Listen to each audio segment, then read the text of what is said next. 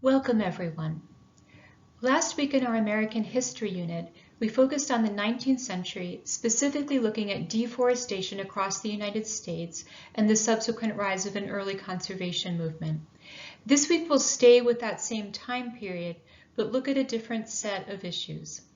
We'll focus first on forests and slavery in the South, and then on changing developments after the Civil War with respect to issues of race. The map on this first slide should look familiar to you. The green areas show the vast Congo rainforest, the second largest tropical rainforest on the planet, and then the rainforests of West Africa along this coastline here. When Africans were taken into slavery in the earlier part of American history, they usually came from exactly these same forest regions that we've talked about earlier in the course.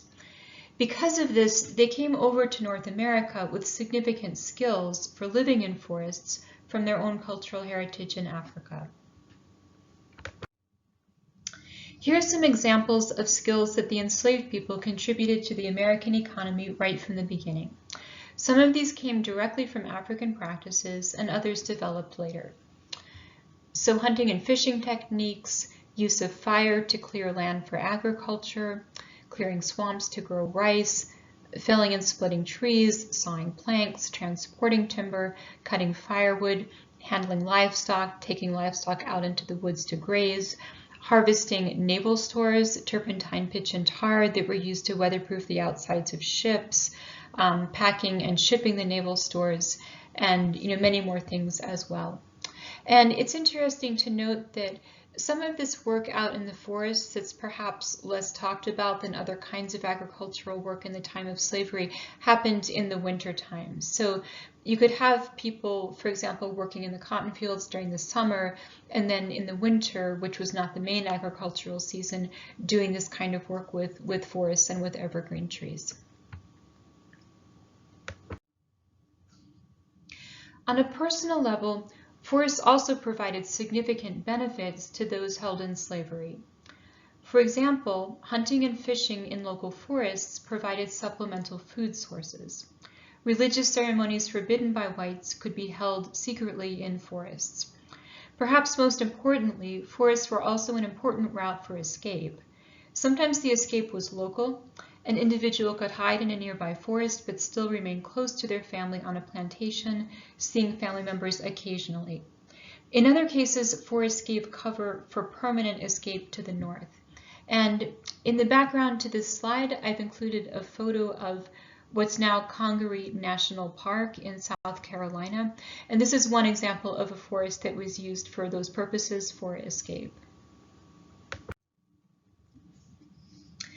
This slide shows the text of a song describing such an escape through the forest. It was published in a volume called The Anti-Slavery Harp, and this was compiled by a man named William W. Brown, who had escaped from slavery himself.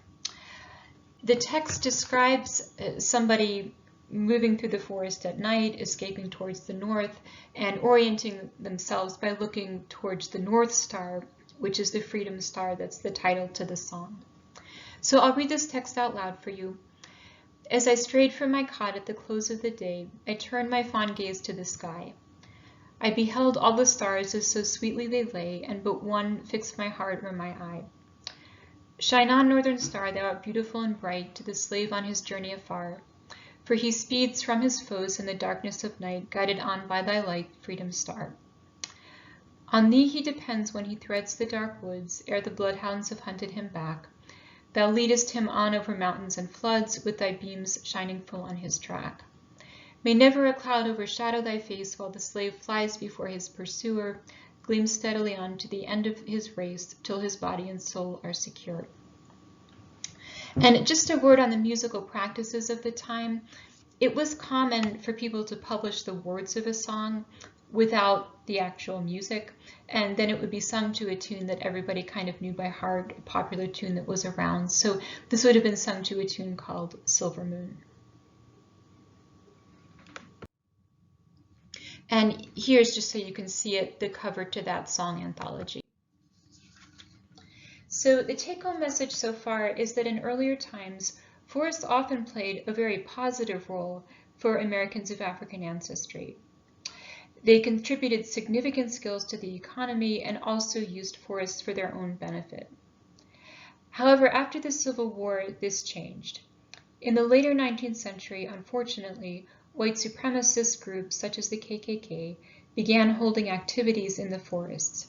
Forests then became a more threatening place for many Black people, and at least for certain individuals, they were alienated from their earlier ties to forest land. In the later 19th century and the 20th centuries, as the terrible practice of lynching went on, this was often associated with forests and trees, something that we can see from old photographs and also from literary texts. So here an example of a couple of literary texts that depict this subject. The Haunted Oak is a poem by Paul Laurence Dunbar, who's pictured here. The Flowers is a short story by Alice Walker, and both of these works of literature thematize what I've just been talking about. In previous semesters, I've sometimes had students read these pieces of literature for their assignment. This year I'm using a different text. It's a nonfiction piece of writing by an author named Lanham, and I'll talk more about him in a moment. But if some of you are familiar with the Billie Holiday song, Strange Fruit, which is again is about the same subject, Lanham makes a reference to that song at the beginning of his text, which is why I bring it up. But all of these artistic works revolve around that same theme. Okay, so paradoxically, you know, in your assignment for last week, you read texts by Emerson and Thoreau, white men who helped to found the early conservation movement. And we saw that for them, nature was becoming, you know, almost like a transcendent spiritual experience. Going out in nature was a way for them to escape from things about society that they found oppressive. They would go out into nature and kind of find themselves again. And at least in some ways, you can see that for African Americans, it was exactly the opposite during the same time period. In some ways, the woods became more threatening than they had been before. So experiences of forests can vary a lot, depending both on the historical moment and on the identity of the individual. Okay, so again, as I was starting to say before, this historical background should help you to understand the text you'll be reading for assignment 8, written by this man, Dr. Drew Lanham, who's an ecologist and an ornithologist. Lanham, in the text that you're going to read, describes some of his experiences as a Black man doing scientific research in forests of the Southeast. And he specifically expresses the fear that he has sometimes felt while conducting scientific field work in isolated forest locations. So in your assignment, I'll ask you to carefully read his point of view and answer some questions based on his experiences. And this picture of him shows him receiving a prize from the National Audubon Society, which of course is one of the premier ornithological groups in the world, and named after Audubon, who we studied in the last class, the man who did all of those beautiful bird paintings. And what I'm going to do for the rest of this lecture is introduce you to a few individuals who have full-fledged careers in environmental work, ecology, environmental studies, and who are also sort of advocating for greater diversity and inclusion in environmental work. And you can go and look up any of these individuals easily if you want to read more of what they've written and what they're doing. They're doing fantastic work protecting forests and advocating for other environmental causes. Okay, so this is a study by a woman named Dorceta Taylor, who was at University of Michigan and is now at Yale University.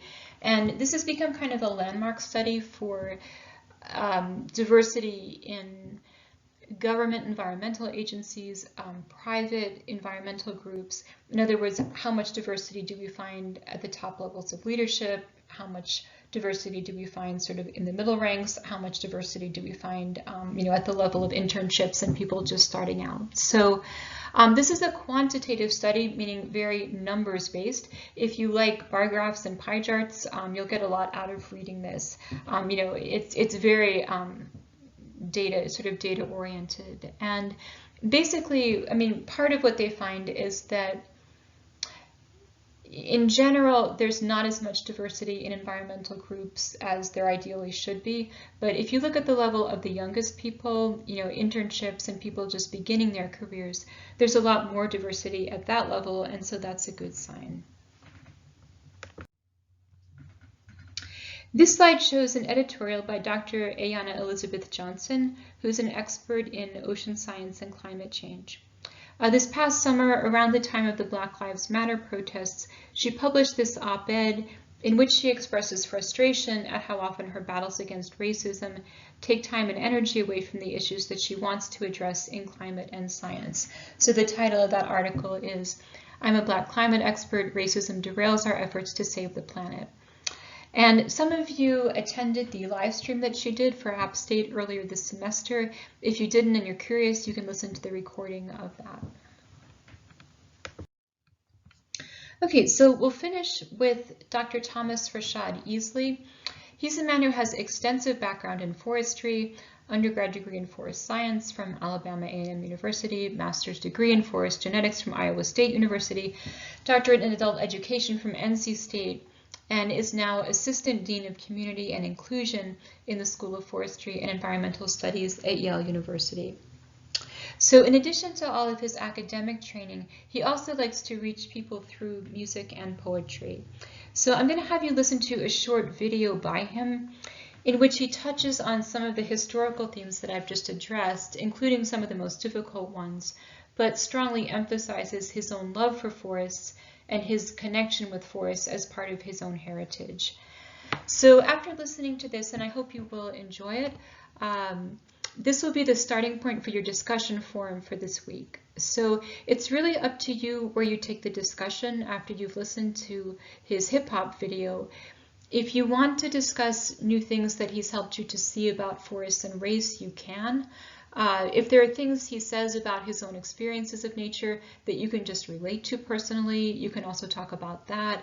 If there are any things in the video that you don't quite understand or don't relate to easily, you can also bring that up with your small discussion group. So I look forward to seeing what you'll write about this video in your discussion forums, and I'll just leave you with that for the moment.